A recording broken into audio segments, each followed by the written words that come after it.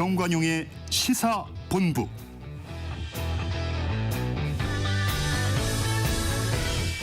(2부입니다) 잠시 후 일타경제 코너에서 권혁중 경제평론가와 경제 이슈 풀이해드리고요. 이어서 정치토크 거두절미 각설하고로 이어가겠습니다.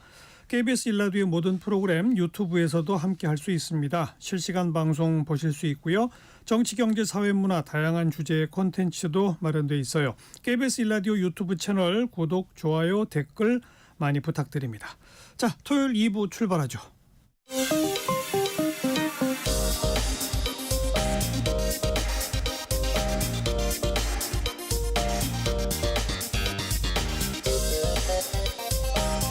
팩트체크 진짜 뉴스 정관용의 시사본부 KBS 일라디오.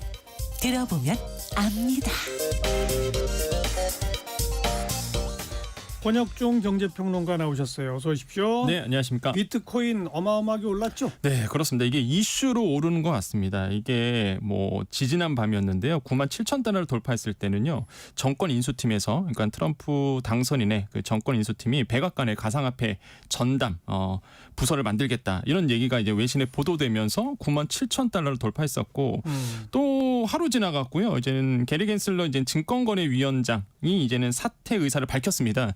이게 사실상 가상화폐 수건 사업이었거든요. 그러니까 뭐 굉장히 규제를 많이 했던 분인데 수장 역할을 했었죠. 그런데 이분이 이제는 트럼프 당선인에 취임했을 때 그 날에 맞춰서 1월 20일에 사퇴하겠다라고 밝혔는데요. 이게 엄청난 호재였어요. 가상화폐 입장에서. 그래서 99,000달러를 돌파를 했었습니다. 예. 그런데 이게 변동폭이 굉장히 무서운 게 어제 밤 10시에요. 갑자기 2% 넘게 갑자기 빠졌거든요. 아무래도 이게 지금 시장에서는 10만 달러가 되면은 아마 고래들이, 그러니까 이제 비트코인을 많이 갖고 있는 분들이 차익 실현 매물 나올 거다, 이런 어떤 설이 있습니다. 그러다 보니까 지금 아마 거의 그때가 거의 99,600달러까지 왔었어요. 거의 10만 달러에 육박했었는데 그때 갑자기 매도세가 나오면서 2% 넘게 빠지다가 지금 좀 회복이 된 상태지만 이 정도로 사실 변동폭이 굉장히 심하다라고 좀 말씀드립니다. 10만 불 넘겨서 쭉 간다라는 낙관론과 아니다라는 비관론이 있죠? 네, 그렇습니다. 낙관론과 비관론을 좀 정리해 주시면. 이 전문가 사이에서 굉장히 의견이 갈리는데요. 일단 낙관론자 같은 경우는 가치 저장 수단이라는 거죠. 아시겠지만은 비트코인은요, 2,100만 개로 이제 제한이 되어 있습니다. 그러니까 그렇죠. 딱 이게 수량이 제한돼 있다 보니까 희소성의 원리가 딱 적용이 되면서, 그래서 이제는 많은 분들이 이제는 가치 저장 수단으로 이거는 오를 수밖에 없다, 이렇게 말씀하시죠. 미국 정부는 지금 현재 21만 개, 중국은 19만 개 비트코인을 가지고 있는데요. 이건 뭐 대부분 뭐 정부가 산 건 아니고요. 불법 수익 같은 거 있잖아요. 범죄 수익을 이제 환수한 겁니다. 근데 사실 이렇게 정부가 가지고 있고 거기에 이제 비축 자산까지 한다고 그러면 더 많이 늘어나니까, 야, 이거는 뭐 10만 달러가 아니라 나중에 뭐 12만 달러, 50만 달러도 될 수 있다, 이런 얘기가 이제 낙관론자 사이에서 나오는 거고, 비관론자 같은 경우에는 아니다, 이게 초기 투자자들, 그러니까 비트코인이 뭐 몇십만 원대 아니면 그 10만 원대 이하이신 분, 그랬을 때 사셨던 분들이 있어요. 초기 투자자들. 예. 한 200만 개에서 400만 거를 지금 가지고 있는 것으로 지금 추정이 되고 있는데, 이분들이 지금 전략이 뭐냐면 10만 달러 넘었을 때 아까 말씀드린 것처럼 매도세, 그러니까 차익 실현 매물이 일시적으로 이제 쏟아져 나온다는 거죠. 거다. 그러니까 떨어진다. 엄청나게 변동성이 심하다는 거죠. 그래서 야, 이런 게 과연 되겠냐라고 해서 이제 낙관과 비관론이 있는데, 제 개인적 생각은 10만 달러는 넘을 것 같다는 생각을 해봅니다. 우리나라에 근데 가상자산 그 이익 얻으면 세금 매기자라고 하는 네. 거, 지난번에 금투세 뭐 논란과 이어서 지금 가상자산 그 세금 매기는 논란이 일고 있죠? 맞습니다. 이게 2020년 소득세법 개정안 통과로 해서 진행됐던 건데 두 차례 연기가 됐었어요. 그래서 2025년 1월 1일부터 연간 250만 원 넘는 소득에 대해서 이제 지방세 포함해서 22%의 분리과세하기로, 이게 딱 정해진 상태입니다, 지금. 예. 그런데 이제 많은 분들이 이제는 이거에 대해서 이제 불만을 표현하다 보니까, 그래서 민주당에서 어떤 안을 또 가져왔냐 그러면, 야, 그럼 250만 원 넘어가면 여기에 대해서는 세금이 붙는 거잖아요. 야, 그러면 이 공제액을 5천만 원으로 상향해 줄게라고 지금 얘기를 하고 있는 거고, 그렇게 된다 그러면 수익률이 5%라고 계산해 보면 투자 금액이 10억 원이 돼야 돼요. 그러니까 그렇죠. 어차피 여기 해당하신 분들은 없다. 하지만은 이걸 유예시키는 건 안 된다, 그대로 가자라고 얘기하고 있고, 여당 같은 경우에는 2년 정도 정도의 유예를 더 두자라고 지금 이야기를 하고 있습니다. 그런데 시장에서는 어떤 반응이 있냐 그러면 이제 여당 안으로 간다 그러면 2년 후면은 또 대선 시즌이거든요. 그러니까 이거 못한다 어차피 그렇게 되면.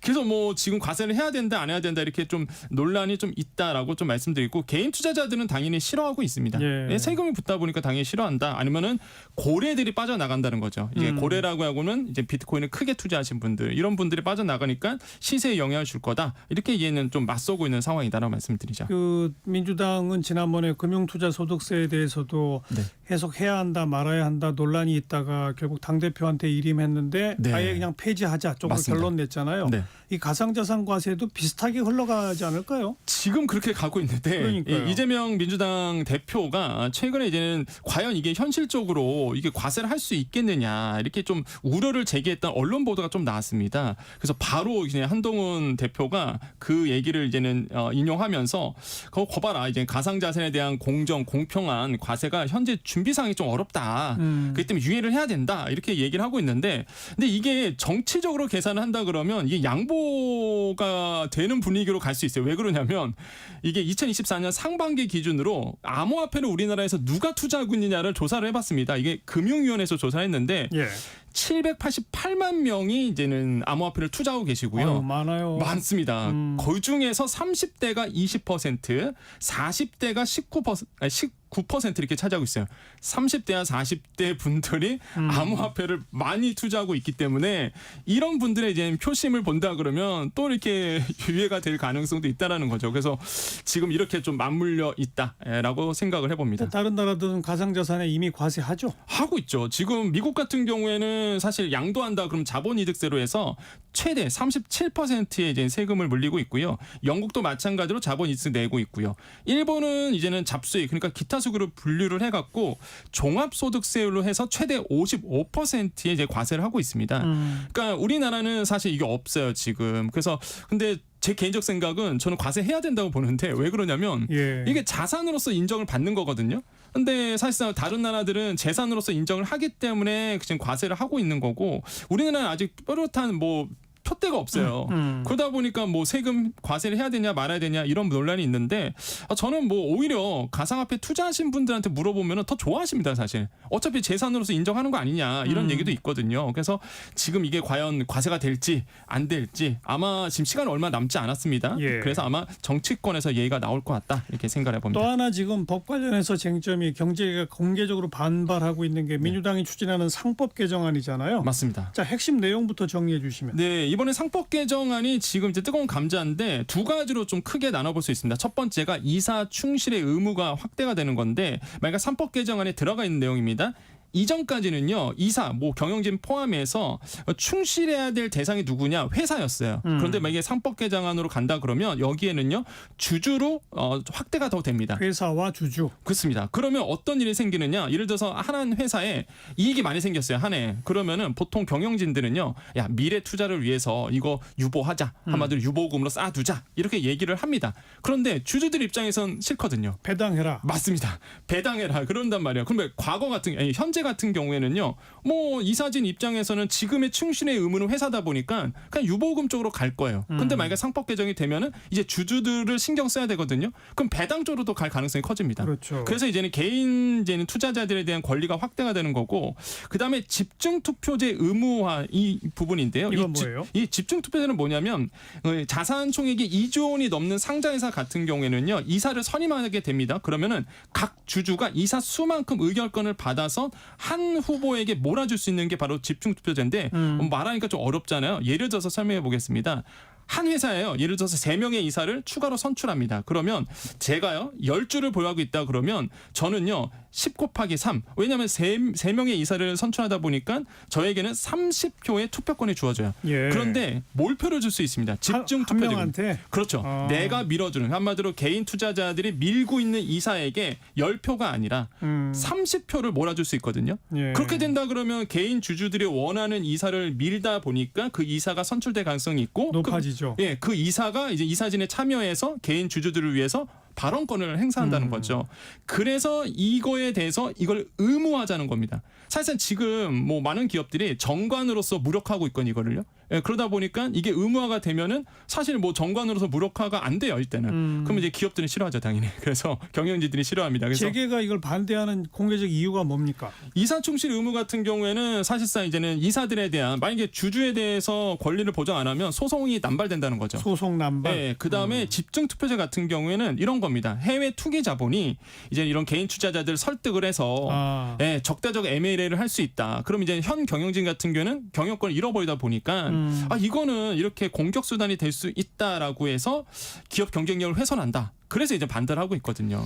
지금 민주당의 이재명 대표는 이 상법 개정 통해 자본시장을 정상화하면 코스피 지수가 4,500선까지 간다 이렇게 지금 이야기하고 있잖아요. 맞습니다. 이게 긍정적인 영향이 있고 한계점이 좀 있긴 있는데 뭐 긍정적인 영향을 본다면 아까 뭐 4,500선까지 갈 수 있다라는 얘기예요. 어떤 거냐면 기업의 지배 구조가 이제 개선이 된다는 거죠. 외국인들이 봤을 때 우리나라의 지배 구조 굉장히 안 좋게 봅니다. 너무 이제는 오너에게 몰려 있다는 거죠. 그래서 예. 투명성이 증가되면은 외국인 투자자들이 들어온다는 거고 소액주주 보호가 강화가 되죠. 그러면 우리나라의 시장에 대한 신뢰도가 상승할 거고요. 글로벌 기준에 또 부합을 하죠. 외국인 투자자들의 신뢰를 더 강화하게 됩니다. 이게 긍정적인 영향이에요. 그래서 이재명 대표가 이 부분을 얘기해서 4,500선에 갈 수 있다 얘기고 예. 한계점도 있어요. 단기적으로는 굉장히 혼란할 겁니다. 아까 말씀드린 것처럼 소송 남발할 수 있거든요. 분쟁이 생길 수 있고요. 두 번째는 직접적인 영향은 미미하다는 거죠. 이게 뭐 상법 개정한다고 해서 정말로 우리 주식시장이 뜨겠느냐 올라가겠느냐 그렇지 않다는 거죠. 주식시장은 시장 환경, 뭐 글로벌 경기 변동성 이런 것까지 다 보기 때문에 뭐 상법 개정만 한다고 해서 오르지는 않을 거다.